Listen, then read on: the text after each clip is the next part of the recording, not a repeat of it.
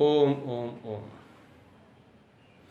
आज हम लोग चर्चा करेंगे मानव जीवन में क्या करना चाहिए, जिसको हम कुछ अपने आसपास के सिंबल से समझने की कोशिश करेंगे।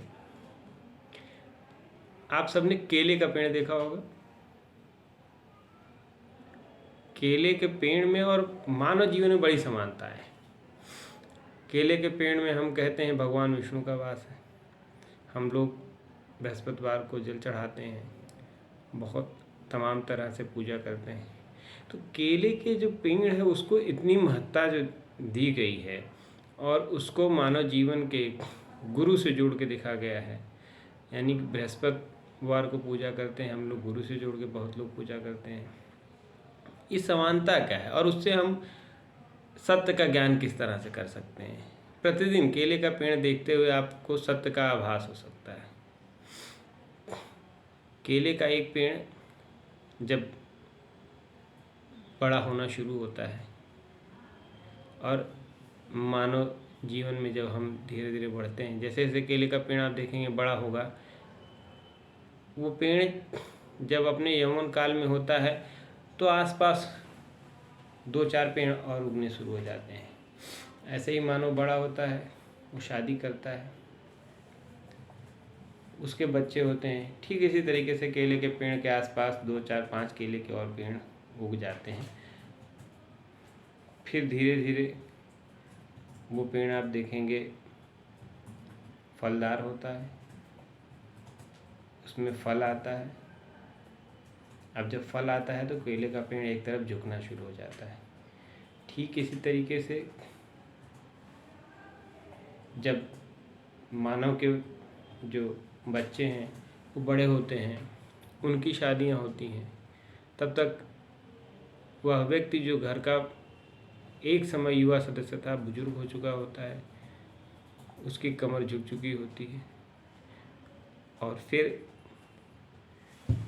जैसे केला पकना शुरू होता है, धीरे धीरे वो फल पक जाता है और उस पेड़ का अस्तित्व खत्म हो जाता है। क्योंकि कहावत कही गई है और आप सब जानते हैं, केला बीछी बाँस कुल के जन्मे नास। यानी कि केले में एक बार ही फल लगता है। ऐसे ही जो मानव जीवन है वो आपको एक बार मिला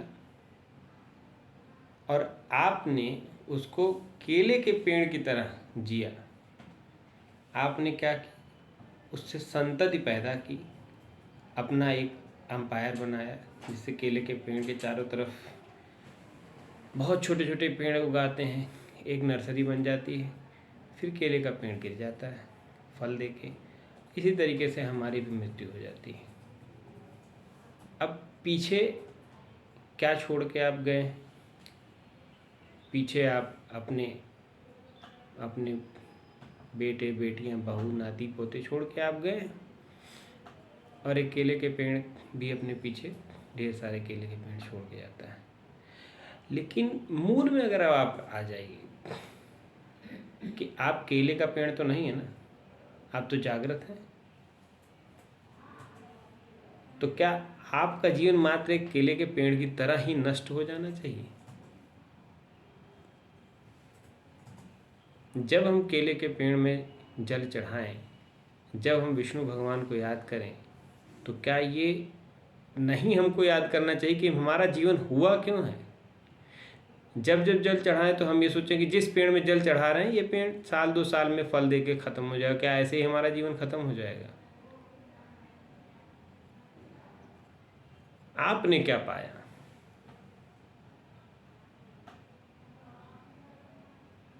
क्या वास्तविकता है हमारे जीवन की? हम क्यों पैदा हुए हैं?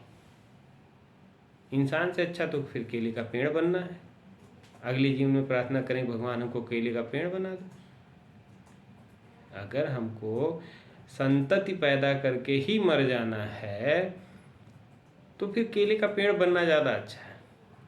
कोई न कोई जल चढ़ा देगा, फल लगेगा, खत्म हो जाएगा, भगवान की तरह पूजे जाएंगे। यदि मानव जीवन का इतना ही अर्थ होता तो मनुष्य योनि को सर्वोपरि योनि न कहा जाता। लेकिन वास्तविकता यही है कि हम स्वयं को भूल चुके हैं। हम आज लौकिकता में इतने गिर गए कि हम कभी अपने अंदर झांक के ही नहीं देख पाते हैं कि हमारा यह जीवन हुआ क्यों है।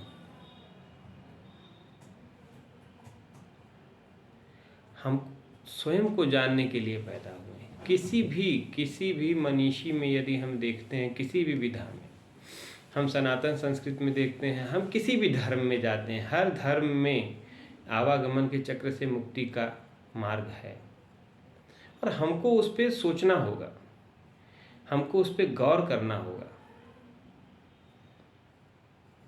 क्योंकि आपने आपके पीछे जो कुछ भी बनाया है वो आपके साथ नहीं जाएगा। जिस दिन आपका अस्तित्व खत्म हो जाएगा उस दिन आपका अस्तित्व खत्म हो जाएगा। आप कितना बड़ा एम्पायर बना लीजिए, बड़े बड़े राजा महाराजा सब चले गए, आज किसी का नाम लेने वाला कोई नहीं। हम अपनी बहुत से ज़्यादा 3 पीढ़ियाँ याद रखते हैं, उससे पीछे कोई याद नहीं रखता है।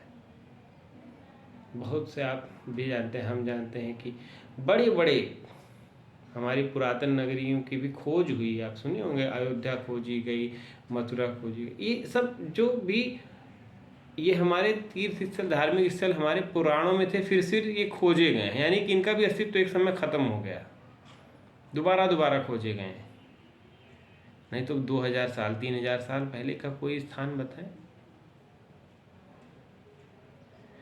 तो सत्य क्या है, इस पे चलना जरूरी है, सोचना जरूरी है। जब आप चलने की कोशिश करेंगे तभी आप जान पाएंगे कि सत्य क्या है। कोशिश करें, आगे बढ़ें। जब आप मुमुक्ष बने फिर बाकी के भी मेरे वीडियो देखें, आपको समझ में आएगा कि क्या करना है। नहीं तो मुझसे प्रश्न पूछें और आगे बढ़ें।